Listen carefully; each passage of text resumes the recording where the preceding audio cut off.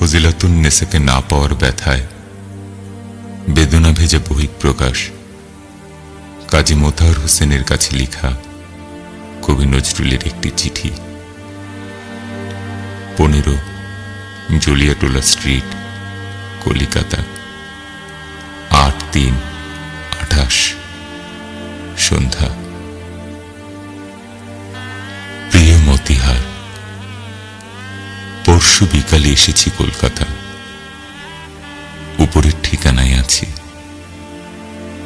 ওর আগেই আসবার কথা ছিল, অসুখ বেড়ে ওঠায় আসতে পারিনি। 2-4 দিন এখানেই আছি।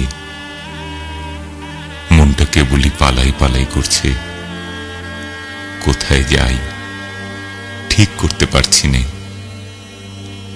হঠাৎ কোনো দিন এক জায়গায় চলে যাব, অবশ্য 2-10 দিনের জন্য। যেখানেই যাই আর কেউ না পাক, তুমি খবর পাবে। বন্ধু, তুমি আমার চোখের জলের মতিহার, বাদল রাতের বুকের বন্ধু। যেদিন এই নিষ্ঠুর পৃথিবীর আর সবাই আমায় ভুলে যাবে, সেদিন অন্তত তোমার বুক বিঁধে উঠবে। তোমার ওই ছোট্ট ঘরটিতে শুয়ে, যে ঘরে তুমি আমায় প্রিয়ার মতো জড়িয়ে শুয়েছিলে, অন্তত এইটুকু সান্ত্বনা নিয়ে যেতে পারবো। এই কি কম সৌভাগ্য আমার। কেন এ কথা বলছি শুনবে। বন্ধু আমি পেয়েছি, যার সাক্ষাৎ আমি নিজেই করতে পারবো না। এরা সবাই আমার হাসির বন্ধু, গানের বন্ধু, ফুলের সওদার খরিদ্দার। এরা অনেকেই আমার আত্মীয় হয়ে উঠেছে, প্রিয় হয়ে ওঠেনি কেউ। আমার জীবনের সবচেয়ে করুণ পাতাটির লেখা তোমার কাছে লিখে গেলাম। আকাশের সবচেয়ে দূরের যে তারাটির দীপ্তি চোখের জলকণার মতো ঝিলমিল করবে, মনে করো সেই তারাটি আমি। আমার নামেই তার নামকরণ করো। কেমন? মৃত্যু এত করে মনে করছি কেন জানো? ওকে আজ আমার সবচেয়ে সুন্দর মনে হচ্ছে বলে। মনে হচ্ছে জীবনে যে আমায় ফিরিয়ে দিলে, মরলে সে আমায় বরণ করে নেবে। সমস্ত বুকটা ব্যথায় দিন রাত টনটন করছে। মনে হচ্ছে সমস্ত বুকটা যেন ওইখানে এসে জমাট বেঁধে যাচ্ছে। ওর যদি মুক্তি হয় বেঁচে যাব, কিন্তু কি হবে কে জানে। তোমার চিঠি পেয়ে অবধি কেবল ভাবছি আর ভাবছি, কত কথা কত কি, তার কি কুল কিনারা আছে। ভাবছি আমার ব্যথার রক্তকে রঙিন খেলা বলে উপহাস যে করেন, তিনি হয়তো দেবতা। আমার ব্যথার অশ্রুর বহু ঊর্ধ্বে, কিন্তু আমি মাটির নজরুল হলেও সে দেবতার কাছে অশ্রুর অঞ্জলি আর নিয়ে যাব না। ফুল ধুলায় ঝরে পড়ে, পায়ে পিষ্ট হয়, তাই বলে কি ফুল এত অনাদরের? ভুল করে সে ফুল যদি কারোর কবরিতেই খসে পড়ে, এবং তিনি যদি সেটাকে উপদ্রব বলে মনে করেন, তাহলে ফুলের পক্ষে প্রায়শ্চিত্ত হচ্ছে এক্ষুনি কারোর পায়ের তলায় পড়ে আত্মহত্যা করা। সুন্দরের অবহেলা আমি সইতে পারি না বন্ধু, তাই এত জ্বালা। ভিক্ষা যদি কেউ তোমার কাছে চাইতেই আসে অদৃষ্টির বিড়ম্বনায়, তাহলে তাকে ভিক্ষা নাই দাও, কুকুর লেলিয়ে দিও না।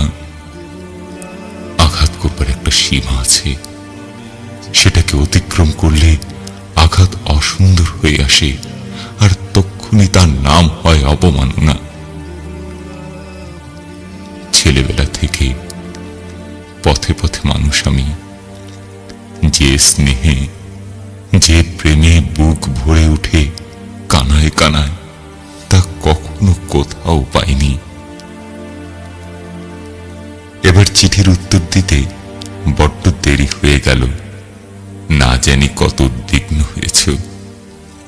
কি করি বন্ধু, শরীরটা এত বেশি বেয়াড়া আর হয়নি কখনো। ওষুধ খেতে প্রবৃত্তি হয় না। আমায় সবচেয়ে অবাক করে নিশুতি রাতের তারা। তুমি হয়তো অবাক হবে, আমি আকাশের প্রায় সব তারাগুলোকে চিনি। তাদের সত্যিকারের নাম জানি নে, কিন্তু তাদের প্রত্যেকের নামকরণ করেছি আমার ইচ্ছে মতো। সেই কত রকম মিষ্টি মিষ্টি নাম, শুনলে তুমি হাসবে। কোন তারা কোন ঋতুতে কোন দিকে উদয় হয় সব বলে দিতে পারি। জেলের ভিতর যখন সলিটারি সেলে বন্ধ ছিলাম, তখন গরমে ঘুম হতো না। সারা রাত জেগে কেবল তারার উদয়াস্ত দেখতাম। তাদের গতিপথে আমার চোখের জল বুলিয়ে দিয়ে বলতাম, বন্ধু, ওগো আমার নাম না জানা বন্ধু, আমার এই চোখের জলের পিচ্ছিল পথটি ধরে তুমি চলে যাও অস্ত পারের পানি। আমি শুধু চুপটি করে দেখি। হাতে থাকতো হাত কড়া, দেয়ালের সঙ্গে বাঁধা চোখের জলের রেখা আঁকাই থাকতো মুখে বুকে। আচ্ছা বন্ধু, কফোটা রক্ত দিয়ে এক ফোঁটা চোখের জল হয়, তোমাদের বিজ্ঞানে বলতে পারে? এখন শুধু কেবলই জিজ্ঞাসা করতে ইচ্ছে করে, যার উত্তর নেই, মীমাংসা নেই, সেই সব জিজ্ঞাসা। যেদিন আমি ওই দূরের তারার দেশে চলে যাব, সেদিন তাকে বলো এই চিঠি দেখিয়ে সে যেন দুফোঁটা অশ্রুর দর্পণ দেয়, শুধু আমার নামে। হয়তো আমি সেদিন খুশিতে উল্কা ফুল হয়ে তার নতুন খোপায় ঝরে পড়ব। তাকে বলো, বন্ধু, তার কাছে আমার আর চাওয়ার কিছুই নেই। আমি পেয়েছি, তাকে পেয়েছি। আমার বুকের রক্তে চোখের জলে আমি তার উদ্দেশ্যে আমার শান্ত স্নিগ্ধ অন্তরের পরিপূর্ণ চিত্তের একটি সশ্রদ্ধ নমস্কার রেখে গেলাম। আমি যেন শুনতে পাই সে আমার সর্বান্তকরণে ক্ষমা করেছে। ফুলের কাটা ভুলে গিয়ে তার ঊর্ধ্বে ফুলের কথাই যেন সে মনে রাখে। ঘুমিয়ে পড়েছিলাম, স্বপ্ন দেখে জেগে উঠে আবার লিখছি, কিন্তু আর লিখতে পারছি না ভাই।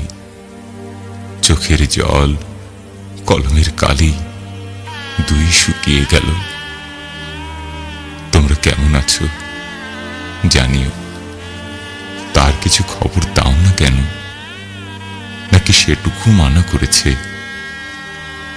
ঠিক সময় মতো সে ওষুধ খায় তো?